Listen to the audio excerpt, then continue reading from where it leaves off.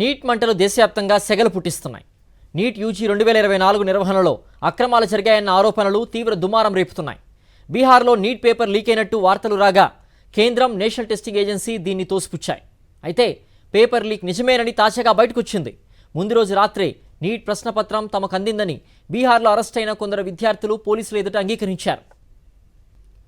Neat ప్రశ్నపత్రం leakage ఆరోపణలపై దర్యాప్తుకు SIT ఏర్పాటు చేసింది బీహార్ ప్రభుత్వం. విచారణలో భాగంగా ఇప్పటివరకు 14 మందిని అరెస్ట్ చేశారు సిట్ అధికారులు.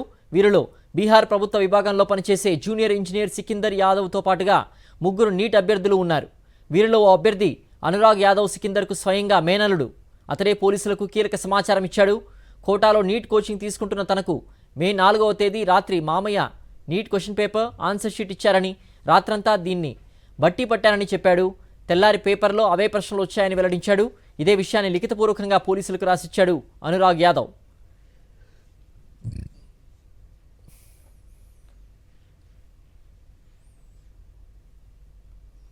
బీహార్లో నీట్ పేపర్ లీక్ వ్యవహారంపై రాజకీయ దుమారం రేగింది. ఆర్జేడీ నేత తేజస్వి యాదవ్ సహాయకుడికి ఈ లీకేజీ సంబంధాలున్నట్లుగా సంచలన ఆరోపణలు చేసింది బీజేపీ. పరీక్షకు 4 రోజుల ముందు బీహార్ ఆర్సీడీ విభాగానికి చెందిన ఉద్యోగికి ఫోన్ చేసి జూనియర్ ఇంజనీర్ సికిందర్ యావేందు కోసం ఓ గది బుక్ చేసినట్లుగా ఆరోపించారు బీహార్ డిప్యూటీ సీఎం విజయ్ కుమార్ సిన్హా. దీనిపై ఉన్నత స్థాయి విచారణ జరిపించాలని డిమాండ్ చేశారు. सत्ता में रहते हैं तब भी नियुक्ति में घोटाला करते हैं और सत्ता से बाहर रहते हैं तब भी नियुक्ति को प्रभावित करने का खेल खेलते हैं. बच्चों के भविष्य के साथ इस तरह के ये तमाम विषय लोगों के बीच चर्चा है. तो अभिनेता प्रतिपक्ष जवाब दें कि ये प्रीतम कुमार आपके साथ था या नहीं. वो फोन किया था, उनका सारा डिटेल है. నీట్ నెట్ పేపర్ లీక్స్పై లోక్సభలో కేంద్రాన్ని నిలదీస్తామన్నారు కాంగ్రెస్ నేత రాహుల్ గాంధీ. ప్రభుత్వ తీరు కారణంగా లక్షల మంది విద్యార్థుల భవిష్యత్తు ప్రశ్నార్థకంగా మారిందని మండిపడ్డారు. నెట్ ప్రశ్నపత్రం లీకేజ్, నీట్ నిర్వహణలో అక్రమాల ఆరోపణలపై ఢిల్లీలో మీడియాతో మాట్లాడారు రాహుల్ గాంధీ. ఉక్రెయిన్ యుద్ధాన్ని ఆపేసిన ప్రధాని మోదీ దేశంలో పేపర్ లీక్స్ మాత్రం అడ్డుకోలేకపోతున్నారంటూ చురకలంటించారు. This is extremely damaging to students, and it's happening because all our institutions have been captured.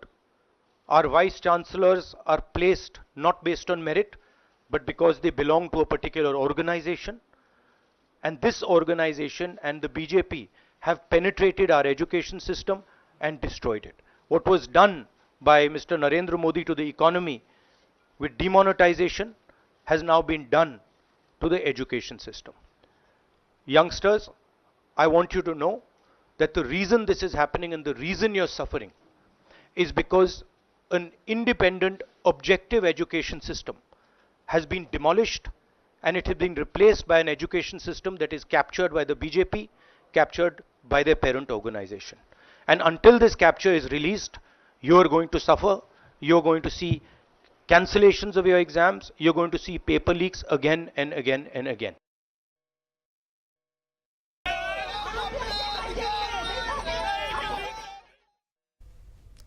దేశవ్యాప్తంగా నీట్ వ్యతిరేక ఆందోళనలు వెలువెత్తుతున్నాయి. ఢిల్లీలో ఎన్ఎస్యూ ఆధ్వర్యంలో వినూత్న నిరసన చేపట్టారు కాంగ్రెస్ విద్యార్థి విభాగం కార్యకర్తలు. కేంద్ర విద్యాశాఖ మంత్రి ధర్మేంద్ర ప్రధాన్ ఇంటి ముందు డమ్మీ కరెన్సీ నోట్లు చల్లుతూ ఆందోళన నిర్వహించారు. నీట్ నిర్వహణలో అవినీతి అక్రమాలను ఎత్తిచూపుతూ ధర్నా చేపట్టింది ఎన్ఎస్యూఐ. నేషనల్ టెస్టింగ్ ఏజెన్సీని రద్దు చేయాలని డిమాండ్ చేసింది.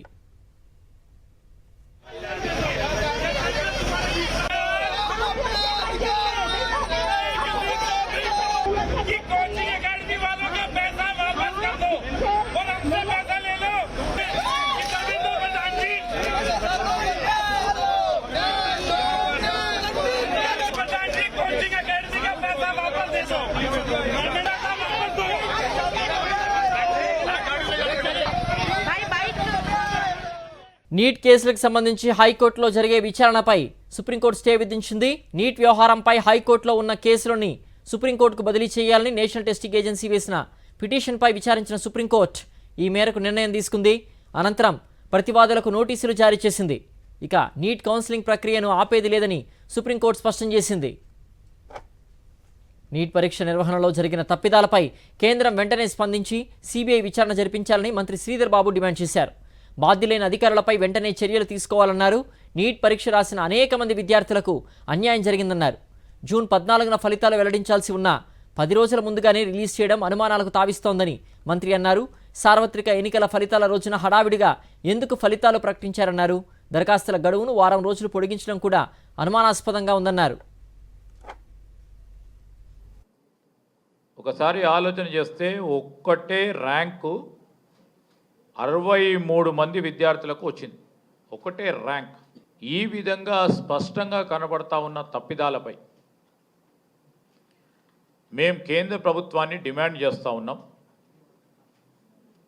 వెంటనే దీనిపైన స్పందించి సిబిఐ ఎంక్వైరీ వేసి నిజాలను బయటికి తీసుకొచ్చే కార్యక్రమం చేసి ఈరోజు మెరిట్కు సంబంధించిన అంశం విషయంలో విద్యార్థులకు అన్యాయం జరగకూడదని, విద్యార్థులకు న్యాయం చేసే కార్యక్రమం చేయాలని మేము కేంద్ర ప్రభుత్వాన్ని డిమాండ్ చేస్తూ ఉన్నాం.